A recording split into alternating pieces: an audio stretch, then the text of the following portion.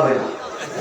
আমি বাংলাদেশের নাগরিক, আমি এই বাংলাদেশের নাগরিক, আমি ভারত থেকে পাসপোর্ট করে আজকে আসিনি, আমি বাংলাদেশের জন্মগত নাগরিক।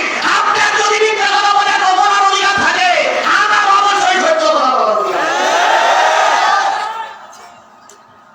কোটি কোটি টাকা চুরি করে আপনি জেলখানায় গেছেন, আর গোটা বিশ্বের সমস্ত সম্মানী মানুষের ভিতরে একজন সম্মানী মানুষ হলে বড় হুজুর কোরআনের আইন। দ্বিতীয়বার ধারায় আপনিও কোটি টাকা চুরি করে জেলখানায় যাবেন। আপনার সরকার বাহাদুর নারী নিয়ে ধর্ম বিয়ে করতে, আর কোন হুজুরের হুজুর পালিয়ে যাচ্ছে না। এ প্রতিবাদ করার অধিকার আমি মুসলমান হিসেবে অবশ্যই আছে, অবশ্যই আছে। যদি কেউ বলেন যে কথা বলা যাবে না, আমি বুঝতে হবে আপনার শরীরের ভিতরে ঢালা রক্ত ঢুকেছে। ঘরে তাকাই দেখো হুজুর তোমার ছেলে, ওরে জঙ্গি ধরো জঙ্গি মারো জঙ্গি ধরো জেলে, নিজের দলে তাকাই দেখো জঙ্গি তোমার ছেলে। সারা দেশে হুজুর মারতেছো, সারা দেশে দুর্নীতি দমন করতেছো। যেই জেলখানায় বড় হুজুর আছে, ওই জেলখানায় বিশ্ব নাম বড় আছে। বড় হুজুরকে জেলখানায় ভরে রাখা হয়েছে ধর্ষণের দায়ে, আর ওই জেলখানায় তুষারমানব বাংলাদেশের হলমার্কের সবচেয়ে বড় টাকাবাজ লুটপাটকারী ওই জেলখানায় একই জেলখানায় আছে। অথচ বড় হুজুরের হুজুর পানি দিচ্ছে না।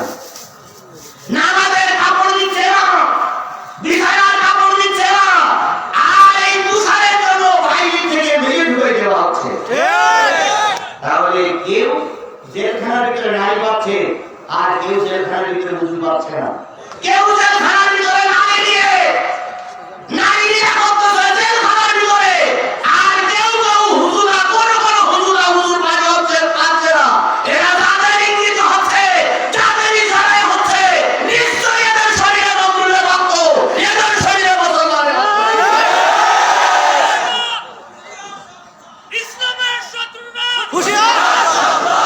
এখানে কোনো ইসলামের শত্রু নেই, ইসলামের শত্রু এখানে একটাও নেই।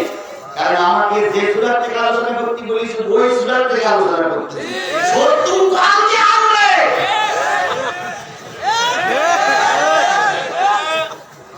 আমি তো আমার নিজের মন মতো আলোচনা করিনি আজকে।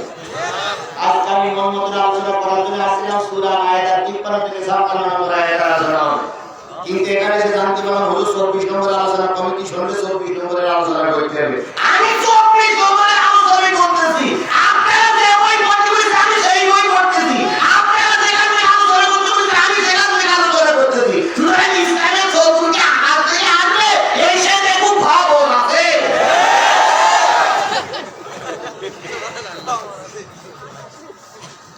কি বলেন? বড় হুজুর বাসে এই ভাই বলছেন নাকি আপনারা?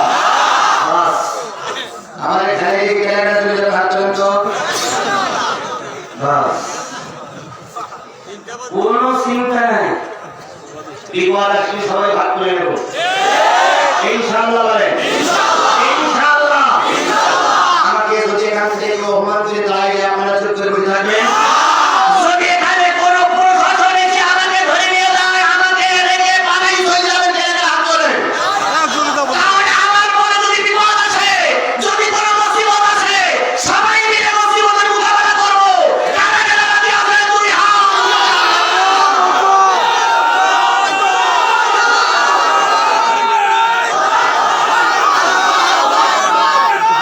ঠিক আছে, আল্লাহ কবুল করুক। আরো জোরে বলেন আল্লাহ কবুল করুক। কিছু কিছু দুর্বল ইমান যাদের কিছু কিছু দুর্বল ইমানের ভাব আছে, তারা এই রাস্তা থেকে একটু সাইড নেওয়ার চেষ্টা করে। চিন্তা করবে হুজুর যে কথা বলেছে মনে হয় জ্ঞান না, মনে হয় বাঁধো বাঁধো না, কিচ্ছু হবে না। আমি বাংলাদেশের নাগরিক, আমি এই বাংলাদেশের নাগরিক, আমি ভারত থেকে পাসপোর্ট করে আজকে আসিনি, আমি বাংলাদেশের জন্মগত নাগরিক। আপনার যদি মিথ্যা কথা বলে বলার অধিকার থাকে, আমার অবশ্যই সত্য কথা বলার অধিকার।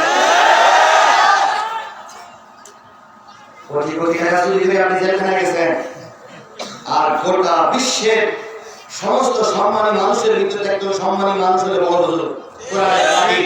দ্বিতীয়ত ধারায় আপনিও অধিকার তৈরি করে ধারায় দেবেন আপনার সরকার বাহাদুর নারী নিয়ে ধর্ম করতে আর কোন হুজুরের হুজুর পানি যাচ্ছে না এ প্রতিবাদ করার অধিকার আমি মুসলমান হিসেবে অবশ্যই আছে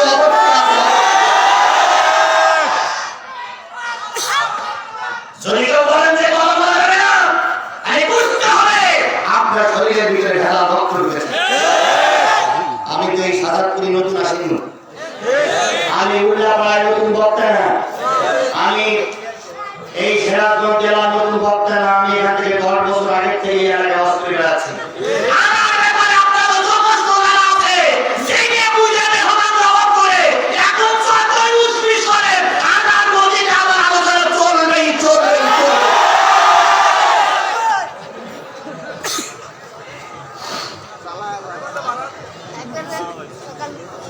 পাগল শোনেন পাগল নদী পার হওয়ার জন্য সাগর ধরে গেছে, সাগর।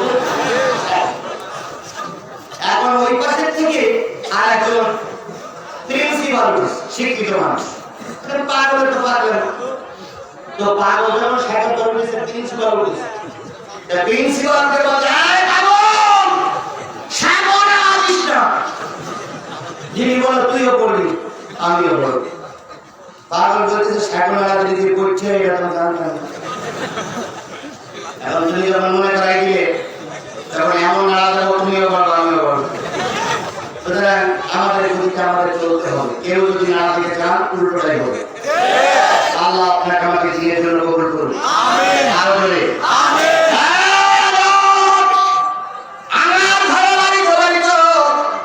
আমার টাকা দিয়ে বাজার হয়, আমার টাকা দিয়ে বিক্রি করো নেতা বড় হয়, আমি রাজা আমার টাকা দিয়ে তোমার গাড়ির তেল পড়ে তোমার ঘোড়ার খরচ হয়, আর তোমার ছেলে আমার বিরুদ্ধে নতুন কালেমা দাওয়াত দিচ্ছে, ভাই ছেলে সাবধান করো নতুন আমন্ত্রিত ছেলেরা করেন না আল্লাহ রইল যে হবে না খোলাম ও আমাদের আল্লাহ একটা সুযোগ দেন, আমি আমার সন্তানকে সাহিস্তা করে ছাড়বো। আজ সময় নিয়ে চলে গেল, প্রতিমধ্যে ইব্রাহিমের সঙ্গে দেখা। ইব্রাহিম কে যাবা নতুন কালেমা দাওয়াত দিস, আমার মন্ত্রিত্ব শেষ, এখন তুমি কালেমা দাওয়াত ছাড়ো না গাড়ি ছাড়ো।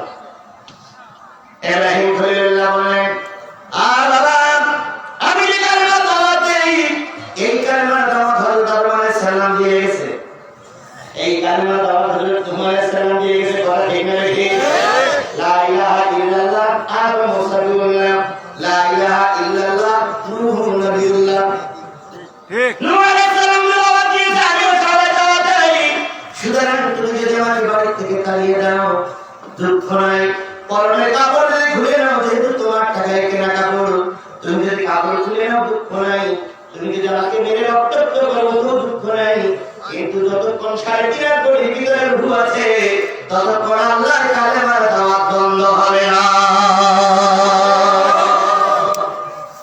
তাই বাপ যদি ওই সুন্নাত পালন করতে পারে আপনিও সেই সুন্নাত পালন করতে রাজি আছেন না নাই? জোরে বলেন রাজি আছেন না নাই? তাই আজকের নবমীরা সনদ যতই তোমরা শক্তি সম্মান করো আর যতই তোমরা লেখালেখি করো না কেন বাংলাদেশে একজন মুসলমান যতক্ষণ বেঁচে থাকবে খোদার কসম কালেমা ওয়ালারা তোমাদের কাছে মাথা নত করবে না। আমার আব্বার নাম কি? ইব্রাহিম। আব্বার নাম কি? ইব্রাহিম মুসলমানদের আব্বা হয় কয়জন? একজন 3 জন। তিনজন মুসলমানদের আব্বা কয়জন? 3 জন একজন হলো আদি পিতা, আদি পিতা সকলের আদি পিতা, হিন্দুর আদি পিতা, তারপরে খ্রিস্টানের আদি পিতা, মুসলমানের আদি পিতা, বৌদ্ধের আদি পিতা, সকলের আদি পিতার নাম কি? আদম আলাইহিস সালাম। এক আদম আলাইহিস সালামকে আদি পিতা মানতে রাজি না যারা তারা কি আদমের সন্তান না? আদি পিতার নাম আদম মুসলিম পিতার নাম হলো ইব্রাহিম। আর একজন পিতা আছে যে পিতার সুন্নাত পরিচয়, তিনি হলেন জন্মদাতা পিতা। তাই পিতা মত কয়জন? 3 জন। আদি পিতা, এরপরে জাতির পিতা, এরপরে জন্মদাতা পিতা, এর চাইতে বেশি পিতা আমরা মানতে রাজি না। বেশি পিতা হওয়া ভালো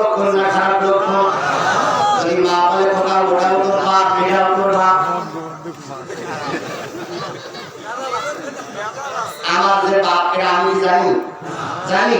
আমার বাপের পরিচয় করাই দিয়েছে কি? আমার মা। আমার মা যেটা পরিচয় করবো আমি সেই জবাব জানি। তাছাড়া আমার বাপ কোন রাখাল, কোন ধরনের কাজ আমার জানা নাই।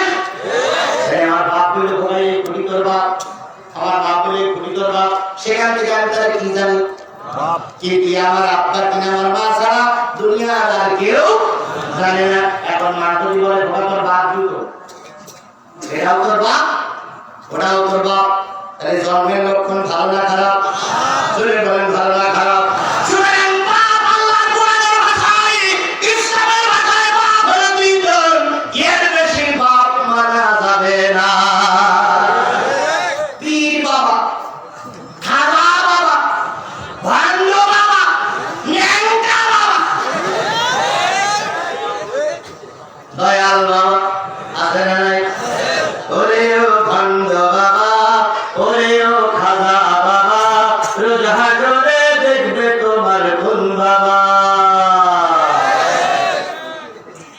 কোরআনের ধারে ধারে নামাজ আরতে গাদা খায়, হাদিসের ধারে ধারে নামাজ আরতে গাদা খায়। লম্বা লম্বা চুল রেখেছে, শিকল পরা সারা গায়। মোজে ঢেকেছে মুখ, মজা ঢেকেছে মুখ, চেনা যায় না কি তার বাপ। ওরে ও ভণ্ড বাবা, ওরে ও খাজা বাবা, রোজ হাজরে দেখবে তোমার কোন বাবা। এরকম বাবা আছে না নাই? আমার কেউ বলে ধরম বাবা।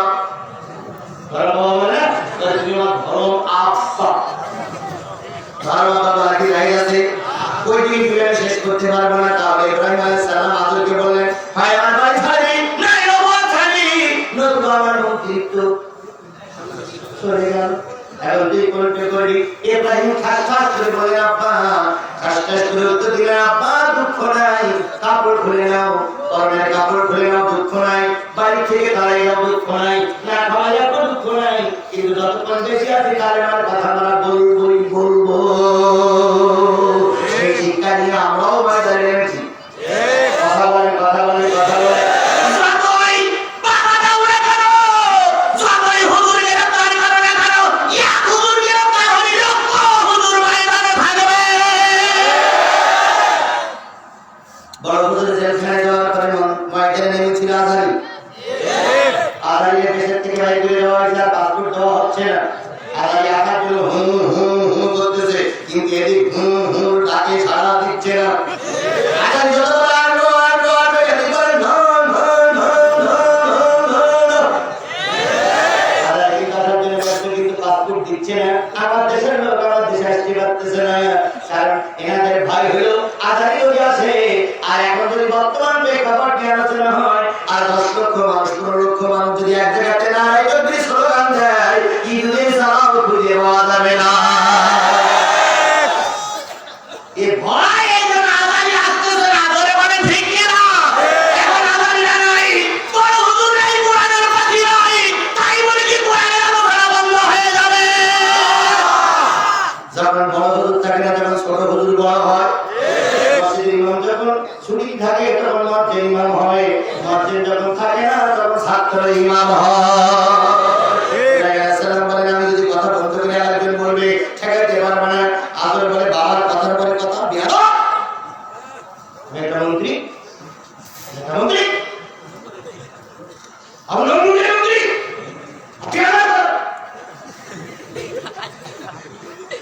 ইব্রাহিম সম্মানার্থে মাথা নিচু করলেন। তুমি আমাকে জন্ম দিলে তো ঠিক, কিন্তু কিয়ামতের দিন যখন বিচারের পর আমাকে জাহান্নামে দেবে, ও বাবা তুমি কি আমার সঙ্গে যাবা? একজন বাপ হাত তোলেন যে আমার কথা শুনে আমার ছেলে চলে, আমি যা বলি ছেলে তাই করে। ছেলে যদি জাহান্নামে যায়, আমিও ছেলের সঙ্গে জাহান্নামে যাবো। একজন বাপ হাত তোলেন, কেউ চলবে না এখন। একজন হাত তোলেন। আপনি তো সামনে ভূতত্ব করেন, আপনার ছেলে যদি জাহান্নামে যায়, আপনারা জাহান্নামে যাবেন, হাত তোলেন। আল্লাহ নিজেই বলেছেন, ইয়াফিরুল মারউ মিন আখিহি ওয়া উম্মিহি ওয়া আবিহি ওয়া সাহিবাতিহি ওয়া বানিহি। সেদিন এমন একটা দিন আসবে যেদিন ভাই ভাইয়ের পরিচয় দেবে না, ঠিক যেদিন সন্তান বাবার পরিচয় দেবে না, যেদিন স্ত্রী স্বামীর পরিচয় দেবে না, যেদিন বাপ সন্তানের পরিচয় দেবে না, সেদিন একটা মহা মুসিবতের কালে কোরআন থেকে দূরে সরে দাও তুমি, তাহলে তোমার বাবা, তোমার মা, তোমার ভাই, তোমার সরকার, তোমার 14 গোষ্ঠী তোমার সমাজে এগিয়ে আসবে না। এই জন্য যার মাথা তার মাথা লাগবে। কোরআন ফুসিকুম ওয়াহালিকুম, তুমি জাহান্নামের আগুন থেকে বাঁচো, তোমার পরিবারকে বাঁচাও। আমার ভাইরা, ইব্রাহিম খলিলুল্লাহ বলে রব্বানা, যে কালেমা দ্বারা বন্ধ করে যায় এটা হয় কি করবে? কয় তোমাকে জেলে ঢোকাবো? ইব্রাহিম বললেন তারপরে। কয় তোমাকে ফাঁসিতে ঝুলাবো? ইব্রাহিম খলিলুল্লাহ বলেন তারপরে। কয় তোমাদের দেহে ছিন্ন বিচ্ছিন্ন করে ফেলবো? ইব্রাহিম বললেন তারপরে। পিতা বলতে তুই কি আমার সাথে রসিকতা করছিস? তারপরে কি করো?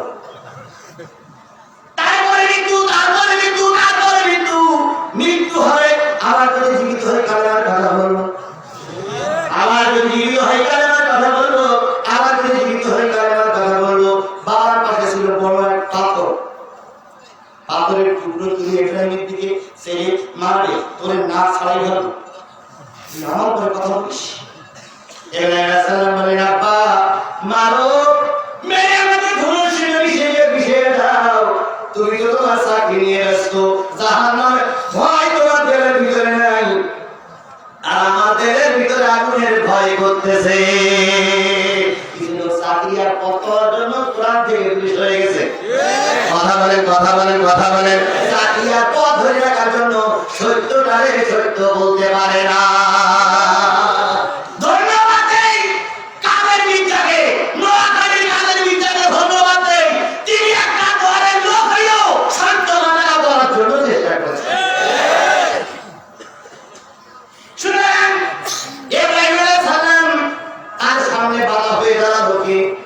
পিতা না, ইব্রাহিম আলাইহিস সালামের সামনে বাধা হয়ে দাঁড়ালো তার কে? পিতা। পিতার নাম কি? আল্লাহ রাব্বুল আলামিন এই বলতে তোমাদের সামনে তো পিতা তোমাদের ধর্মের কাছে বাধা হয়, তাহলে ওই বাধা মানা যাবে না, ধর্মের কাজ আগে করবে। কয়টা বাধা? জোরে বলেন, আরো জোরে। আর তো প্রথম বাধা কি? বাবা।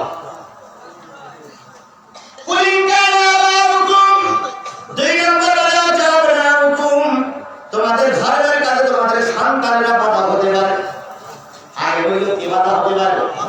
প্রমাণ দেখাই দিলাম। ইব্রাহিমের কাছে বাধা কে? বাবা। নাম কি? আদর। এবার 2 নম্বরে বলতেছে, ও মুসলমান, ও ঈমানদাররা, তোমরা যখন ধর্মের কাজ করবে তখন তোমাদের কাছে তোমাদের সন্তানেরা বাধা হতে পারে। বাবার কথার পরে কে কথা বলতেছে? সন্তানের কথা বলতেছে। চলে যান নূহ নবীর আমলে, চলে যান নূহ নবীর কথায়। নূহ নবী আলাইহিস সালাম যখন ধর্মের কথা বলতে লাগবে, দুনিয়ার সব মানুষ ধর্মের কথা কম বেশি মানে, কিন্তু একজন মানে না, সে হলো নাম কি? কেনা। নূহ আলাইহিস সালামের কি? বেটা বা ছেলে বা সন্তান। নূহ আলাইহিস সালামের ছেলে বেটা কেনা ধর্মের কথা মানে না। বাপ যখন কালেমা দাওয়াত দেয়, বেটা দিয়ে বল আমার বাপ কিন্তু পাগল। বাপরে পাগল মানে সন্তান। এরকম সন্তান আমার সমাজে আছে না নাই?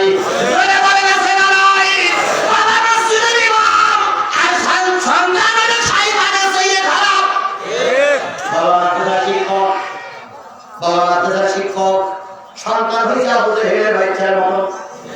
এরকম সন্তান আমার সমাজে, আপনার সমাজে আছে না নাই? দুঃখ নিও না, নবীর ছেলে যদি খারাপ হয়, তোমার আমার ছেলে খারাপ হতেই পারে।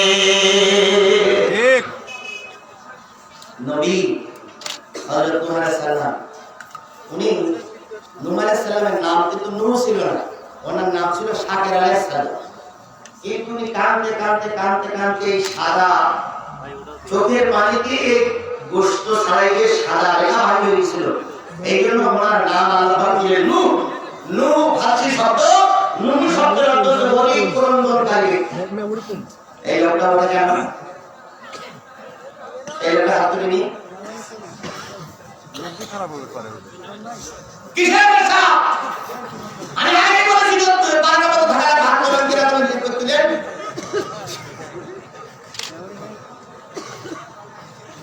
টাকা পয়সা দিয়ে বলেন তিনি আসে হয়ে যাচ্ছে।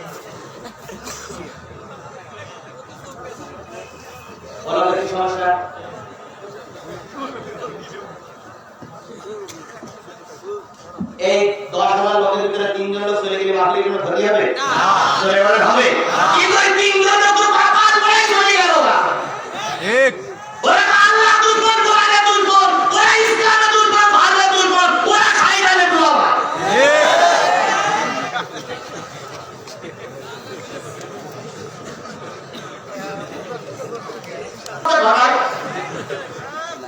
বাদে বাজা সাড়ে 11টা আর মাত্র আধা ঘন্টা ওয়াজ হবে 5 মিনিট নামাজ হবে এই আধা ঘন্টা সময় থাকাই লাগবে যদি আধা ঘন্টা পরে 12টার উপরে যদি 1 মিনিটও হয় সেই সময় উঠবে কারণ কিছু বলবে না যে যা করে চলে যাবে আপনারা চলে গেলে আমার লাভ এটা আমিও বুঝি আপনারা চলে গেলে আমার লাভ এটা আমি বুঝি কিন্তু তারপরে ছেলেরা এই করি কেন কোরআনে যোগাযোগ বলতেছে এই কথাটা আপনার জন্য আমার জন্য হেদায়েত ওসিলা হতে পারে কেন এত কষ্ট করে কর্তৃপক্ষ মাফি দিল কত টাকা খরচ হেড করেছে আগে একবার মাফি ছিল করতে পারেনি যে কোনো একটা কারণে সেটা বন্ধ হয়ে গেছিল সেটা কর্তৃপক্ষ বাড়ি দিয়েছে আবার এই বিশাল মাফি দিয়ে হাজার হাজার লক্ষ লক্ষ টাকা খরচ করে এত বড় একটা প্রোগ্রাম দিলে মানুষকে ধর্মের কথা শোনাবে আর আপনি শয়তানের চামচা হয়ে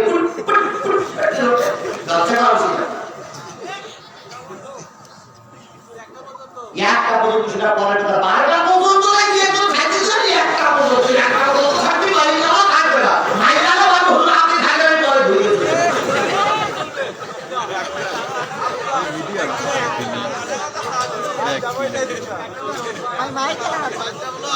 এই মুরগির ধন্যবাদ জানি এই মুরগি ছিল আর ফিরে আরো ধরে আরো ধরে নাম কি সাথে আলাইসালামের দাওয়াতে মানুষ মুসলমান হয় না এই জন্য শাকের কান্দে আল্লাহ কেন নৌকর দিলে মুসলমান হয় না কারণ এত করি কিন্তু কেউ দলে আসে না তুমি আমি কি একবার দাওয়াতে কাজ করেছি ফিরে আসে রাগ করে বলে যাব না হারাও হয়ে গেল কিন্তু তোমার সাথে নবীর সম্মান বেশি না কম নবী চলে গেছে দাওয়াত দিয়ে মুসলমান হইতে পারে না মুসলমান হয় না কারণ নবী কালেমা দাওয়াত দেয় ছেলে পিছনে দিয়ে আমার বাপ আসতে পারবো এই বাপের তো দরকার ছিল যে ছেলে জন্য বদয়া করে বদর দেখে আনা তাই দরকার ছিল না কিন্তু বাপ দোয়া করে না যাতে হেদায়েত দিয়ে দাও এর না হইল বাবা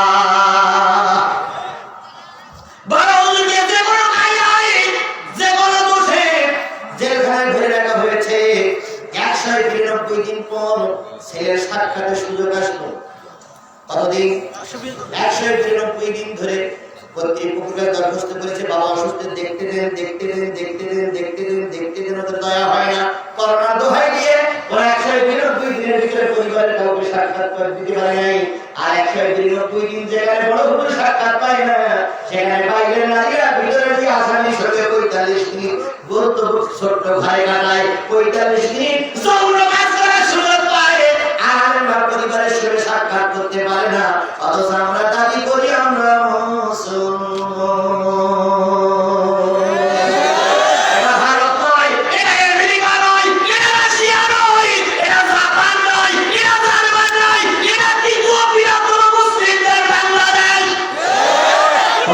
কথা বলে ঠিক যাবে দুনিয়ার মুসলিম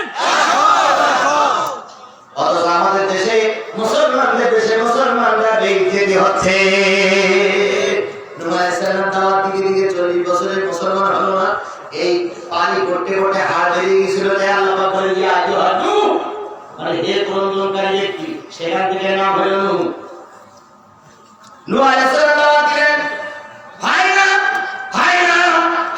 নূহ আলাইহিস সালাম তো যে বলেন আল্লাহ জাতির ধ্বংস করেছে আল্লাহকে বল কি আমি পালন করছিস না এত দাওয়াত দিয়ে ছেলে পর্যন্ত তোমার বিরুদ্ধে এখন স্বপ্নের বিরুদ্ধে ছিল আল্লাহ রাসূল সাল্লাল্লাহু আলাইহি ওয়াসাল্লাম আপনার দাওয়াত করতে পারলেন চলে গেলেন তাইফের কথা সবাই জানা আছে না নাই তাইফে যখন চলে গেলেন তাইফের রাজার কাছে দাওয়াত দিলেন রাজা যখন খেলে গেল রাসূল ফিরে আসছিলেন দাওয়াত না দিয়ে বাড়ি ফিরে গেলেন প্রতিমতে তাইফের রাজা যুবকদের লাগলো মুহাম্মাদের উপর আক্রমণ করো নবী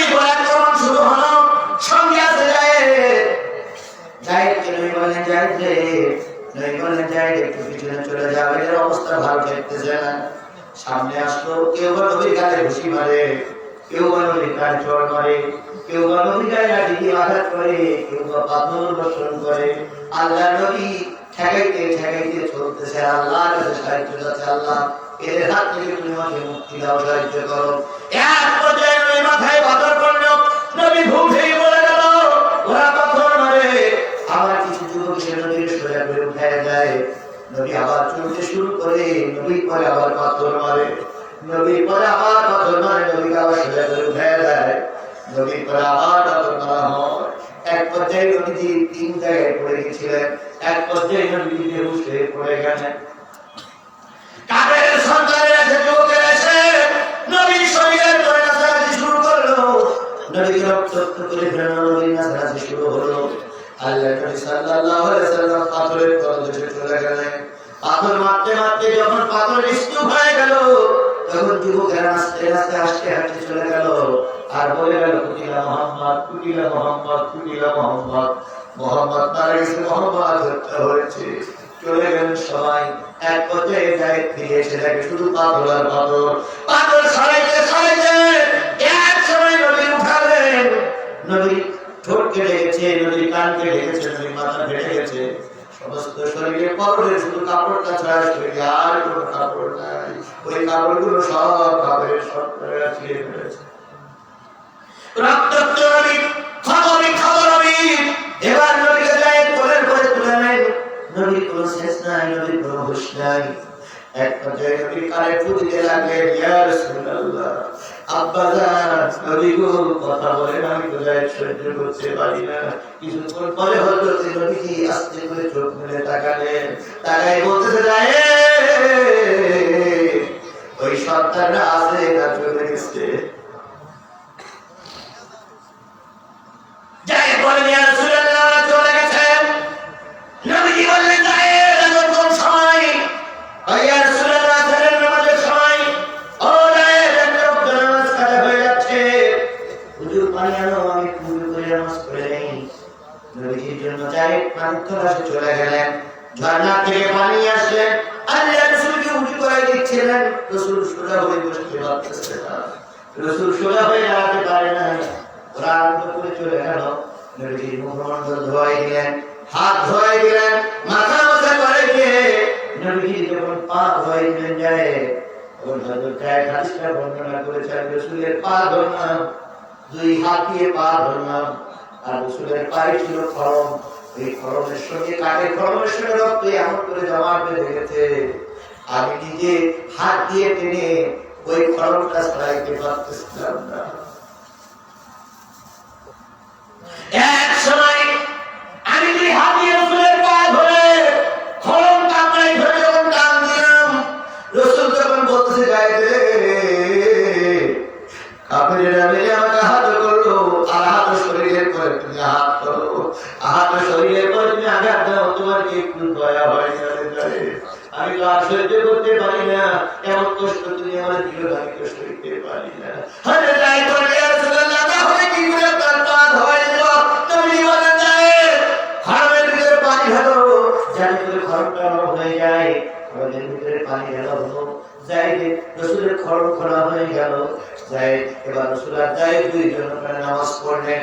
নামাজ পড়ার পরে উপরের দিকে তাকিয়ে দেখে হযরত জিবরিল আমিন রাসূলের মাথার পরে আসা। বিরাট বিরাট পাহাড়গুলো নিয়ে জিবরিল চক্কর দিচ্ছে, বলছে, ইয়া রাসূলুল্লাহ, যারা আপনাকে আঘাত করেছে, যারা আপনাকে ক্ষত করেছে, আপনি হুকুম দেন, আপনি হুকুম দেন, এই পাহাড় দিয়ে পিষে ডানা করে তাদের দুনিয়া থেকে হালাক করে দেয়। আকাশের দিকে তাকায় বলেন, মালিক রে, মেরো না রে মালিক, মেরো না। দুনিয়ার সব মানুষগুলো যদি পিষে ডানা করে মারে যাও, আমি নবী কালেমার দাওয়াত কার কাছে পৌঁছাবো? এই নাম হলো নবী। ওই নবী উত্তর সূরিয়ারা হয়, তারা ফাঁকির রাস্তা ধরে তবু জাতির জন্য বদদোয়া করে না। 130 দিন না 32 দিন পর বড় হুজুরের কাছে সাক্ষাৎ করার অনুমতি পাইলেন তার ছেলে। তখন আহমদ শরীফ হুজুর বেঁচে আছে। বড় হুজুরের ছেলের কাছে মত বিনিময় করার পরে বললেন, আহমদ শরীফ সাহেব কেমন আছে? ছেলে বলেন আব্বা অসুস্থ। বড় হুজুর বললেন জাতিরে বলো আমি নাই, শাইখুল হাদিস আল্লাহ ওয়াহিদুল হক সাহেব নাই। তারপরে বড় বড় হুজুররা নাই, বাংলা থেকে বিদায় হয়ে গেছে। আহমদ শফি যদি বিদায় হয়ে যায় জাতির হাল ধরবে কি? তোমরা জাতির কাছে দোয়া চেয়ে আহমদ শফি আল্লাহ পাক যেন হায়াতে তৈয়বা দান করে। নিজে বড় মামলার আসামি হয়ে, নিজে বড় মামলার আসামি হয়ে রায় নিয়ে মৃত্যু রায় নিয়ে জেলখানায় বসে বসে কাঁদে, কিন্তু জাতিরে ভুলে যায় না। এর নাম হলো নবীর উত্তরসূরি। আমাদের দেশের নেতারা পায় একটা লাশ করলে 10টা লাশ ফেলা, একটা লাশ করলে কয়টা লাশ ফেলা? 10টা লাশ ফেলা। এটা নবীর স্লোগান, এটা মুমিনের স্লোগান হতে পারে না। আমার ভাইরা, নূহ আলাইহিস সালাম সন্তানদের ক্ষমা করে দেয়। এক পর্যায়ে নূহ আলাইহিস সালাম বলেন আল্লাহ আর তো সহ্য হয় না। মনে আছে না? আল্লাহ তো সহ্য হয় না, জাতির তো একটা কিছু করতে হবে। আল্লাহ পাক বলেন ঘুরে তোর সঙ্গে আমি একমত, একটা গাছ পাঠাইলাম, গাছটা লাগানো হলো, গাছ বড় হলো, তক্তা তৈরি করা হলো, নৌকা বানাও। যখন গাছ কেটে তক্তা তৈরি করে নৌকা বানায়, জাতির নেতা ওই সময় যারা সরকার ছিল তারা কয় হুজুর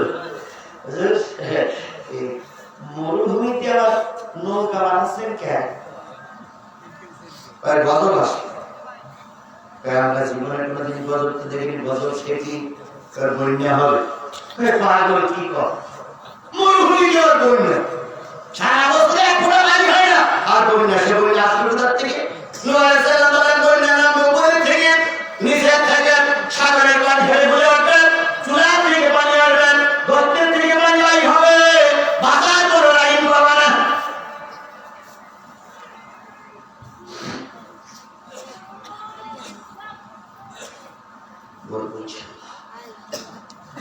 এত বড় গতকালে যে গজলের কারণে দুনিয়ার প্রলয় হয়ে যাবে, পাগলের সবাই বললো হুজুরের মাথা খারাপ, হুজুরের মাথা খারাপ, হুজুরের মাথা খারাপ।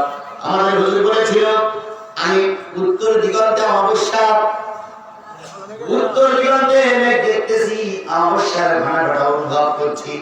যদি শক্ত হাতে মোকাবেলা করতে না পারো, এমন বিপদ আসবে, যেই বিপদের এমন রাত আসবে, যেই রাতের চোখে থাকে ভবা সম্ভব। যারা এলমে মারফত অর্জন করতে পারে তারা আগাম কিছু জিনিস বুঝতে পারে। নূহ আলাইহিস সালাম বলেন হাসাহাসি করো না, ঠাট্টা করো না, গজব আসবেই। কিন্তু কে কার কথা শুনে হাসাহাসি শুরু করলো। হযরত নূহ আলাইহিস সালাম কিস্তি বানালেন, নৌকা বানালেন। জনগণ যখন কিস্তি বানানো দেখলো, রাজার কাছে গিয়ে বলল মহামান্য রাষ্ট্রপতি কি হুজুর কিস্তি বানাইছে কেন? গজল বানাইছে। মহামান্য রাষ্ট্রপতি ঘোষণা করে দিল নূহুর স্ত্রী পায়খানা করো, স্বর্গে যাওয়া যাবে। সরকারের হুকুম তো মানাই লাগে।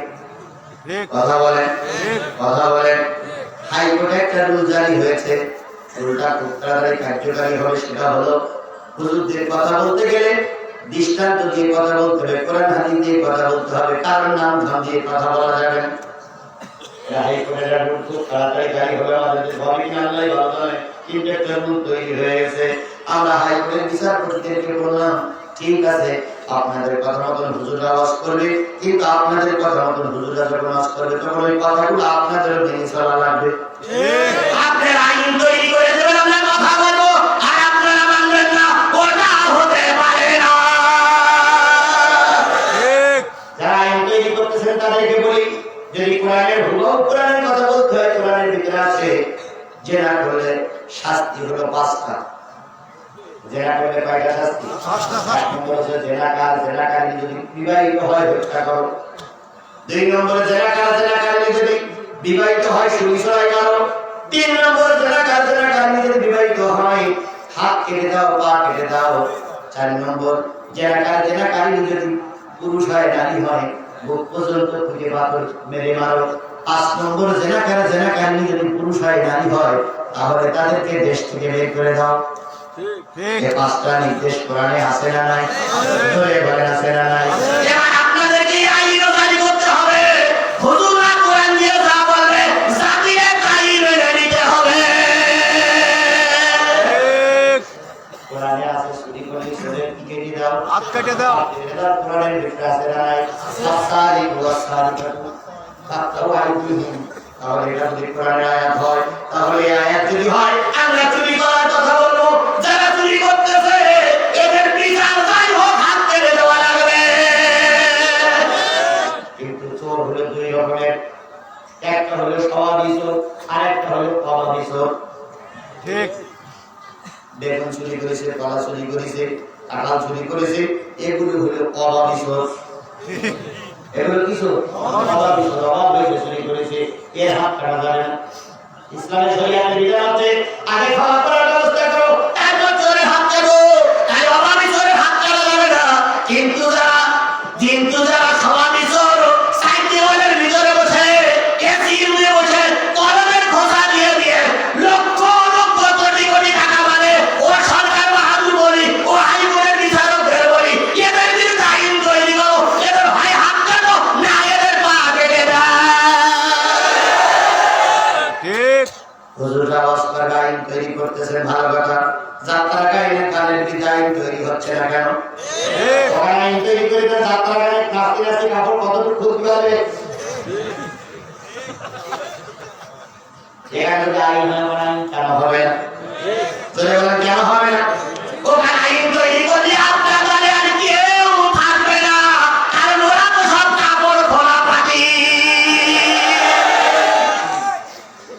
তাহলে এখন বোঝেন, সরকার বাহাদুর যেটা বললো সেটা যদি কোরআন হাদিসের সঙ্গে সাংঘর্ষিক না হয়, আমরা মানতে রাজি। আর সরকার বাহাদুর যেটা বললো ওটা যদি কোরআন হাদিসের বিরোধী হয়, একজন মুসলমান মানতে রাজি না। হোক আমার ফাঁসি, হোক আমার যাবজ্জীবন, হোক আমার মৃত্যুদণ্ড, আমি মৃত্যুদণ্ডের কাজ ছেড়ে দাঁড়িয়েও কোরআনের কথা বলবো। আমি ফাঁসির কাজটা নিয়ে মৃত্যুবরণ করবো, তবু অন্যায়ের কাছে মাথা নত করবো না। এটাই হলো মুসলমানদের কথা।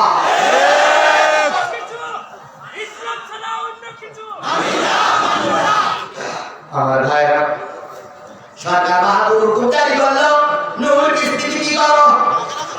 এক মুসলমান আমাদের খেয়াল করেন, নুহুর রীতি পাইকারা করলো, কে হুকুম জারি করলো? সরকার বাহাদুর জারি করলো। এখন সরকার বাহাদুর জারি করার পরে লোক যায় না, লোক যায় না, কেউ যায় কেউ যায় না। এবার সরকার বাহাদুর কিছু মৌলবি ঠিক করলো, নুহুর যে জামা ওর গায়ে সেই জামা, নুহুর যে দাড়ি ওর গায়ে সেই দাড়ি, নুহুর যে টুপি ওর গায়ে সেই টুপি, নুহুর যে পাজামা ওর গায়ে সেই পায়জামা। এই দাড়িওয়ালা টুপিওয়ালা পাগড়িওয়ালা সমাজে সে বললো, আমরা ভগবত দিচ্ছি, আমরা নুহুর নবীর লোক, নুহুর নবীর কিস্তি যারা পাইকারা করবে তারা স্বর্গে যাবে। ঠিক। রাজার হুকুম মানে না, কিন্তু মৌলবীর কথা শোনে। এখন আমার সমাজে কিছু মৌলবী কায়াপান পায়ে দালালি করতেছে, জানেন রে।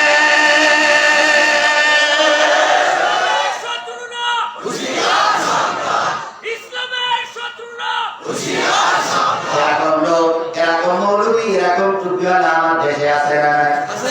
থাকুন সেরাজগঞ্জে নাই, আছে। সেরাজগঞ্জে থাকুন সাদাতপুরি নাই, সাদাতপুরি থাকলেও এই এলাকায় নাই। সাবধান, সাবধান। সাবধান। আমরা অনেক আগে থেকে ইসলামের পক্ষে কথা বলতেছি, এই জন্য মামলা হামলা জেল জরিমানা হচ্ছে। কিছু লোক মোটেই কথা বলতো না, একটা কথা বলে গায়ে গলা পড়ে গেছে। সে কথাটা কি? ভাস্কর্য মুক্তি। বলার পরে বাহাদুরে একটা মাত্র ভয় গেল, কথা বলি মামলা হবে, বাস। আর কোনো আওয়াজ নাই। কথা বলেন, কথা বলেন, কথা বলেন, আর কোনো আওয়াজ নাই। আর যা আওয়াজ আমাদের ঘরের ভিতরে, কিন্তু আমরা নেতা হারিয়েছি, আমি নিজে কষ্ট পেয়েছি, হাজারো নেতা পরিবারে জীবন দিয়েছে, তবুও পাপিয়ার কাছে এখনো মাথা নত করিনি। এর নাম মুসলমানের নাম মুসলমান। ঠিক।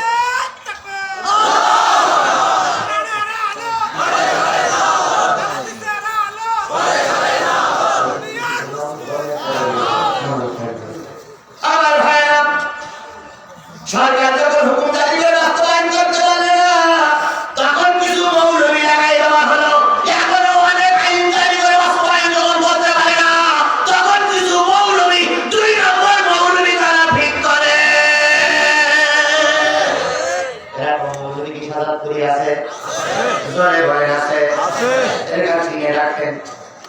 চিনে রাখেন। চিনে রাখেন, আপনিও যদি বিচারপতি না পারেন, আমি জিহাদি হলে বিচার করব।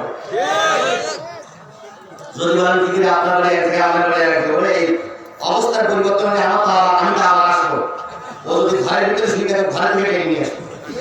ও যদি কবরেও যায় কবরের থেকে ঠ্যাং ধরে টেনে নিয়ে আসবো।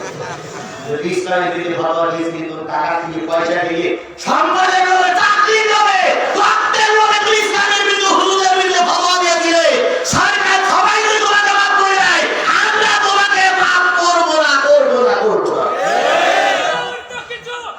আর আল্লাহ করে মাফ করবে বলে মনে করতেছেন আপনারা?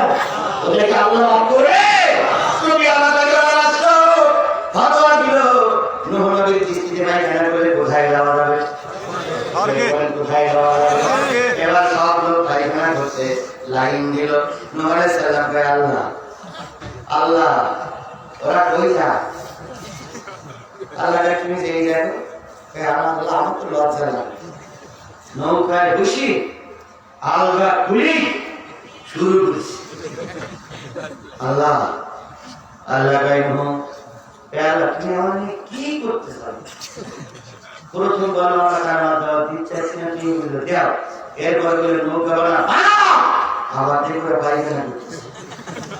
আল্লাহ এখন কি করবো? আল্লাহ কাই নো ধৈর্য দরকার। আল্লাহ কতই কত আল্লাহ এবার ধৈর্য ধরো। নূহ আলাইহিস সালাম সকাল থেকে সন্ধ্যা পর্যন্ত ওই দুইজনে কয় হাজার লাইন দেয়।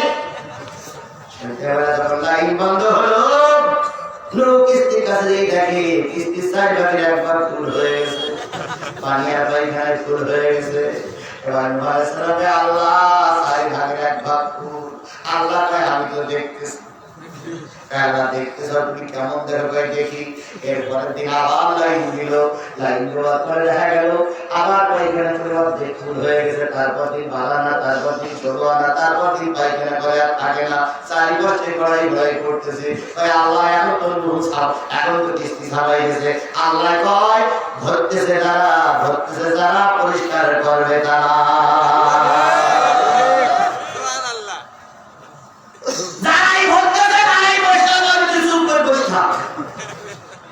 কিছুদিন যায় পায়খানা করার পরে পায়খানা উপরে থাকে না, সব নিচে পড়ে যায়। এবার নূহ আলাইহিস সালাম খেলা শুরু করতেছে। গ্রামের শেষ প্রান্তে এক বুড়ি ছিল। বুড়ির শরীরে ঘাম আসলাম, বুড়ি নড়াচড়া করতে পারে না। ওই বুড়ি সংবাদ পাইছে নূহর স্ত্রী পায়খানা করতে হবে, স্বর্গে যাওয়া যাবে। বুড়ি চিন্তা করে মরণ এসে গেছে, একটু পায়খানা করে স্বর্গে যাবো। বুড়ি অনেক কষ্ট করে পায়খানা করতে আসছে, সেটাকে পায়খানা চারিপাশে পড়ে যাচ্ছে। বুড়ি আস্তে করে স্ত্রী পরে দিয়ে যখন শুরু করেছে আল্লাহ পাক জিবরাইলকে বললেন জিবরিল স্ত্রী একটু নাড়া দে। জিবরিল স্ত্রী নাড়া দিল, বুড়ি স্ত্রীর ভিতরে পড়ে গেল। জরুর পর্যন্ত গেল, বুড়ি ওঠে আর পরে, ওঠে আর পরে। বুড়ি জনমের খাওয়া খায়। বুড়ি খেয়ে উপরে উঠেছে, কিনারায় উঠেছে, ছিল বুড়ি হয়েছে যুবতী। শরীর স্বাস্থ্য ভালো হয়ে গেছে, গায়ের রং ভালো হয়ে গেছে, পরিষ্কার চেহারা হয়ে গেছে।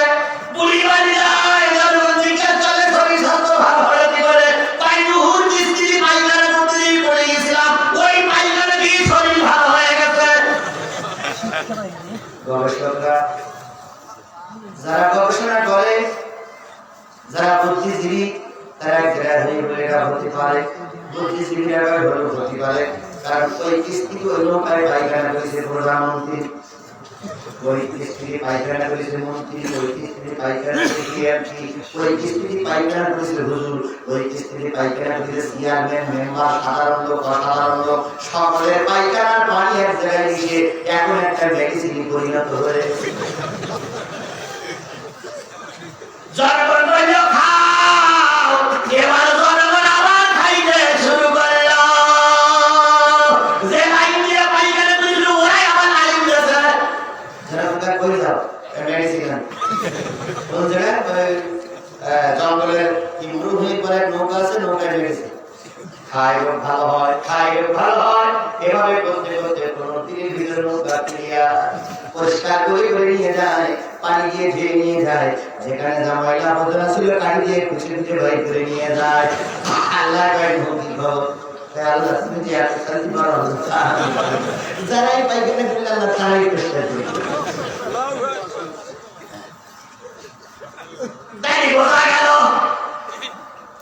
যারাই গড়ে তারাই ভাঙে। ঠিক পাইখানা তুলে নিয়ে গেল পাইখানা তুলে নিয়ে গেল পরিষ্কার হয়ে গেল পরিষ্কার হওয়ার পর এবার আল্লাহ পাক বললেন যে কয়জন লোক তোমার সাথে আছে ওই কয়জন লোক নিয়ে কিস্তিতে চলো কিস্তিতে যখন চলে এত মজা দেখানোর পরে নিজের সন্তান ফিরে আসে না কেনানকে বলা হলো কেনান তুমি আমার সন্তান নৌকায় নৌকা বলবে কেনান তাই পাগলের কথা শুনতে রাজি না।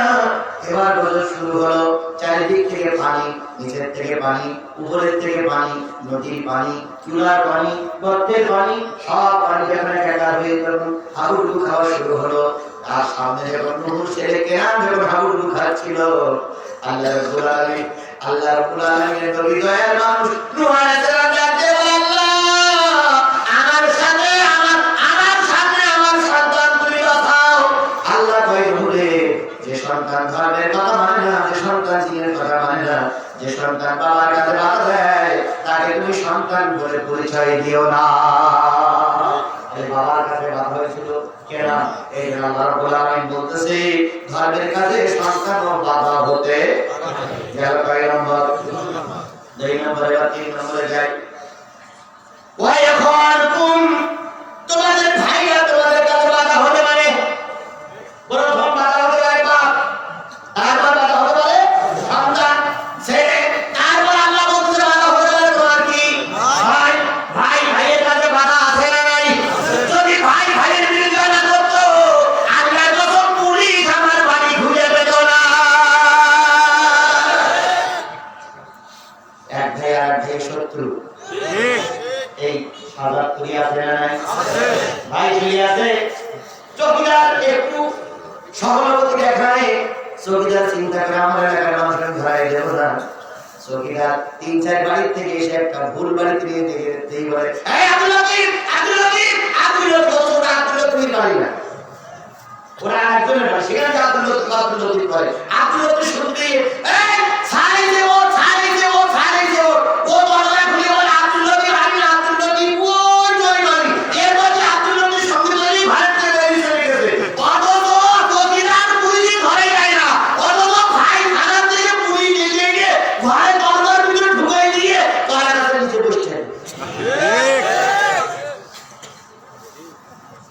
এবার ধরে নিয়ে যাওয়ার পর দোকানে গিয়ে বলে বলেছিলাম ইসলামী আন্দোলন করে না বলেছিলাম কোরআনের পথ থেকে না এখন থানার কারণে পুলিশ ধরে নিয়ে গেছে এরকম বাচ্চাদের নিয়ে আমি কই যাব ঠিক কেন সন্তান না কান্দা লোক আমার সমাজে আছে না নাই?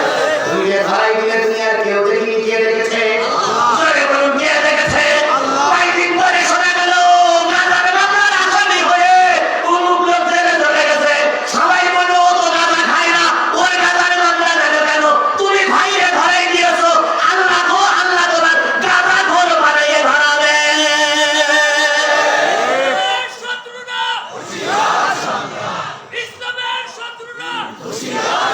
আমার সন্তান ভালো করে বোঝো মুসলমান আমার সন্তানের পুলিশের কাছে ভুল মন্ত্র দিয়ে আমার সন্তানের রাস্তাতে গুলি করে মারলো আমি বাবা লাশ কাটে করে নিয়ে কাঁদলাম আর তুমি ঘরের দরজা দিয়ে হাসতে আর বললে দেখো হুজুর একটা বিপদ থেকে বাঁচার লাইন নেই 6 মাস যেতে না যেতে 6 মাস যেতে না যেতে 6 মাস যেতে না যেতে তোমার সন্তানের লাশ ওই উল্লাপাড়ায় বাসে শ্বশুরে পড়ে আছে তোমারও কান্না দেখার মতন লোক হবে না।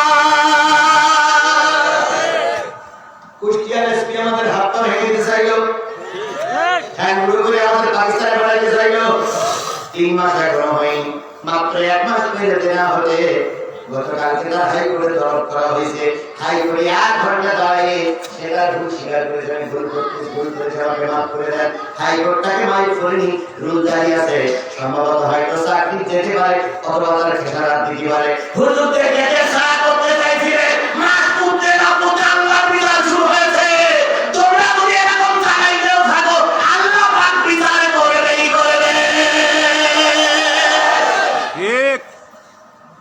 ফরিদপুরের এক নেতা হুজুরদের ঠ্যাং ভেঙে দিতে চাইছিল।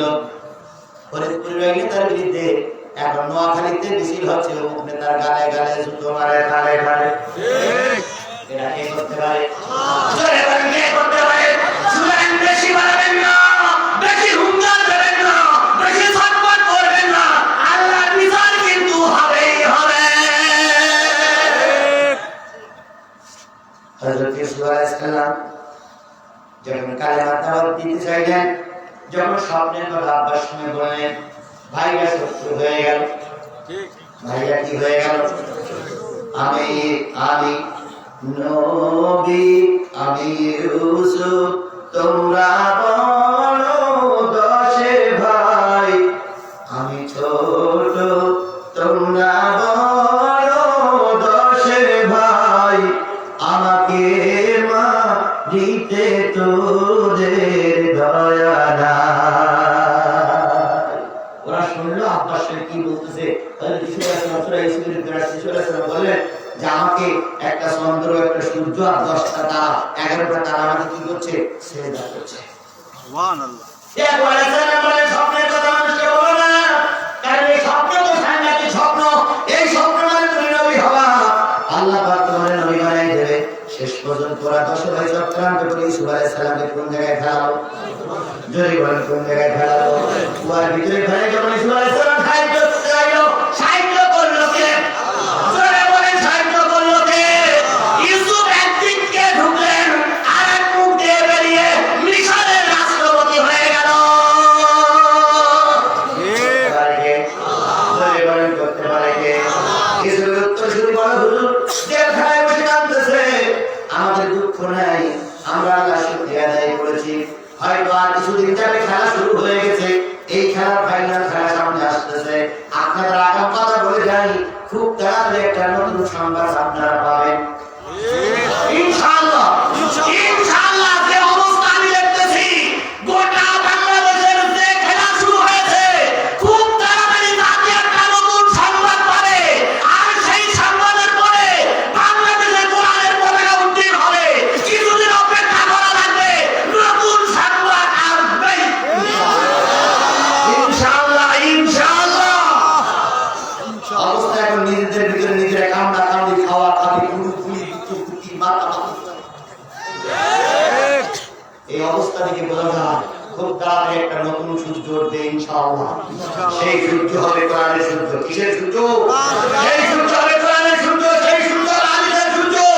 আমরা ধৈর্য ধরে সেই দিন পর্যন্ত অপেক্ষা করছে, আল্লাহ একদিন আমাদের কোরআনের সূর্য দেখা।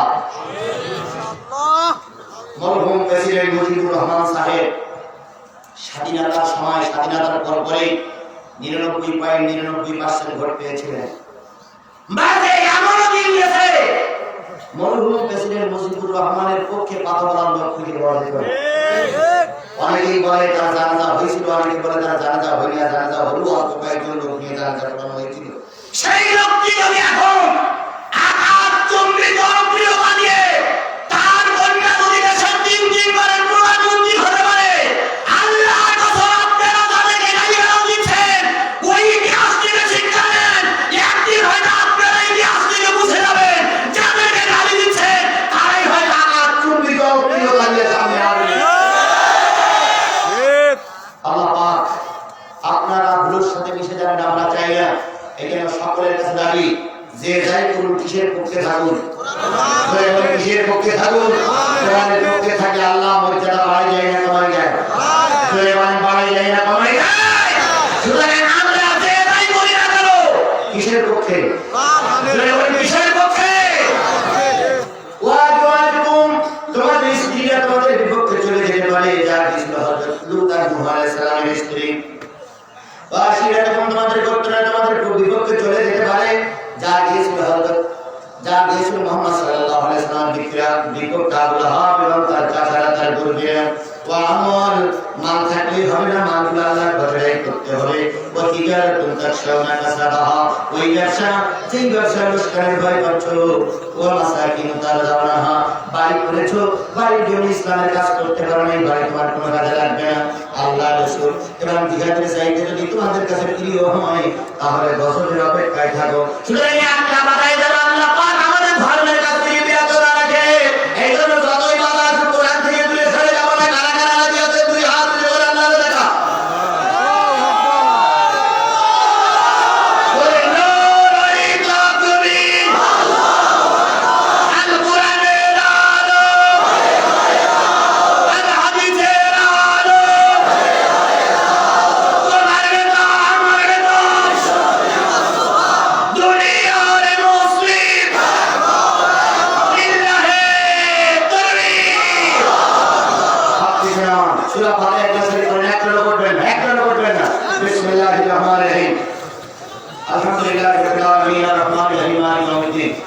إياك نعبد وإياك نستعين اهدنا الصراط المستقيم صراط الذين أنعمت عليهم غير المغضوب عليهم ولا الضالين মুকুল আদা আওয়ামী লীগ মনোনয়ন প্রত্যাশী ইউনিয়ন পরিষদ নির্বাচন